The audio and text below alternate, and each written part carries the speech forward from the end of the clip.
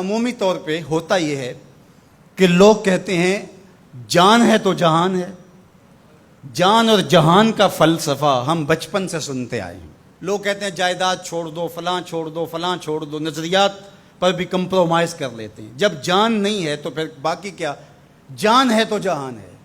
اس فلسفے کو حسین ابن علی نے بدل کے رکھ دیا کہ جان ہے تو جہان ہے. حسین نے بتایا جان نہیں ہے پھر بھی پوری کائنات تیری ہے.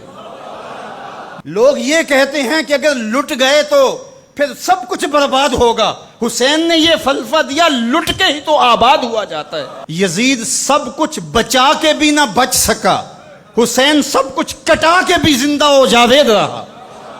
یہ فلسفہ دیا سب کچھ کٹ جائے، سر نیزے کی نوک پہ بھی چڑھ جائے، خاندان کی لاشیں بکھری پڑی ہوں اور گھوڑوں کی ٹاپوں تلے روندی جائیں، کفن بھی کھینچ لیے جائیں، خیموں کو بھی آگ لگا دی جائے، لیکن سر شہیداں پھر بھی نیزوں پہ بلند ہی رہے گا، اونچا ہی رہے گا. یہ فلسفہ حسین ابن علی نے دیا. یہ سر جھکنے کے لیے نہیں ہے، یہ سر اوپر بلند ہونے کے لیے. اور میں ایک بات کہا کرتا ہوں، لوگ سر بچانے کے لیے ہاتھ دے دیتے ہیں، ظالم کے ہاتھوں میں ہاتھ دے دیتے ہیں کہ سر بچ جائے. حسین نے ہاتھ بچانے کے لیے سر دے دیا. ہم نے بچپن سے لے کر کے لڑکپن تک اور لڑکپن سے لے کر آج تک حضرت نبی رحمت صلی اللہ علیہ وآلہ وسلم کا یہ فرمان سنا ہے، من رآ منکم منکرا فلیغیرہ بیدہ فإن لم یستطع فبلسانہ فإن لم یستطع فبقلبہ وذلک اضعف الایمان او کما قال النبی صلی اللہ علیہ وسلم. تم میں سے اگر کوئی برائی کو دیکھے تو وہ ہاتھ سے روکے، ہاتھ سے نہیں روک سکتا تو زبان سے روکے، اور زبان سے بھی نہیں روک سکتا تو کم از کم دل سے برا جانے. اور یہ سب سے کمزور ترین ایمان کا مرتبہ تھا.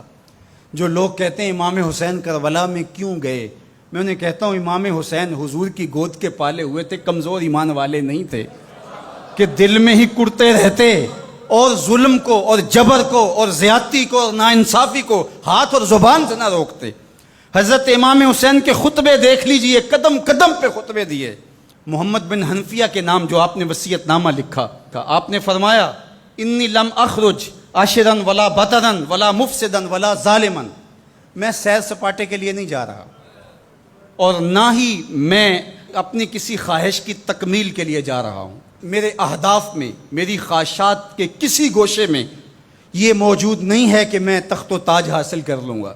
انما خرجت لطلب الاصلاح فی امت جدی. میں اپنے دادا کی امت کی اصلاح کے لیے جا رہا ہوں. ارید ان آمر بالمعروف وانہی عن المنکر. میں امر بالمعروف اور نہی عن المنکر کے جذبوں سے مالا مال ہو کے میں اس سفر کو اختیار کر رہا ہوں.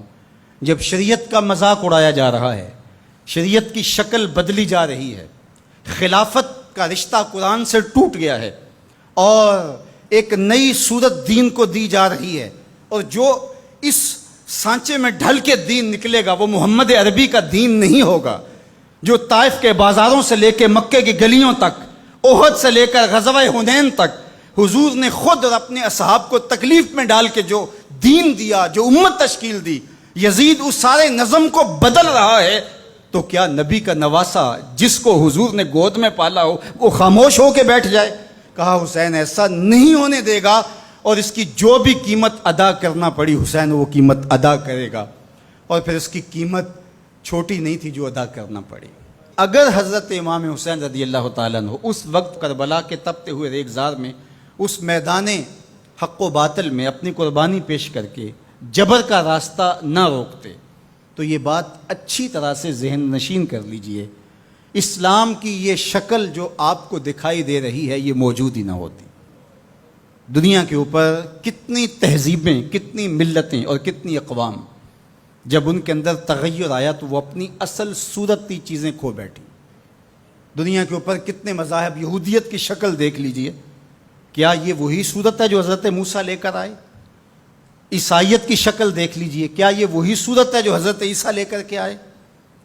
ابھی کچھ دن ہی نہیں گزرے تھے تو حواریوں کے بعد جو ہوا اور جس طرح سے دین عیسیٰ کا حلیہ بگاڑ کے رکھ دیا گیا، جس طرح موسوی دین کی شکل تبدیل کر کے رکھ دی گئی، تو کیا دین محمدی کی شکل باقی رہ جاتی؟ جب یوں دین کی صورت اور شکل کو بدلنے والے میدان میں آپ موجود ہوئے تھے، لیکن باقی ادیان، باقی تہذیبیں، باقی ملل، باقی قومیں، ان کی شکل اس لیے تبدیل ہو گئی کہ اس شکل کو بچانے والا کوئی حسین وہاں نہیں تھا، اور یہاں اس دین کی اصل صورت اور شکل اس لیے موجود رہی کہ اس دین کو بچانے والا حسین ابن علی موجود تھا۔ مسٹر گوکھلے نے کہا تھا کہ اگر حسین ابن علی رضی اللہ تعالی عنہ نہ کھڑے ہوتے تو اسلام یا تو مٹ ہی جاتا، اور اگر موجود رہتا تو اس کی وہ شکل نہ ہوتی جو محمد بن عبداللہ لے کر آئے تھے،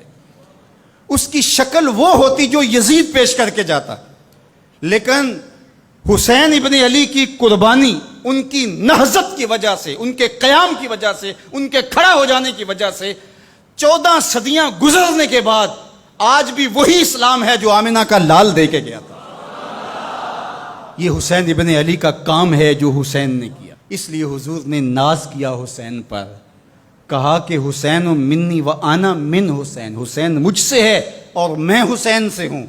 یہ مجھ سے ہے کہ میری بیٹی کا بیٹا ہے، میری نسل ہے، میرا نسب ہے، میں حسین سے ہوں، قیامت تک میرے دین کا جھنڈا جھولتا رہے گا، تو اس کی بنیادوں میں لہو حسین ابن علی کا۔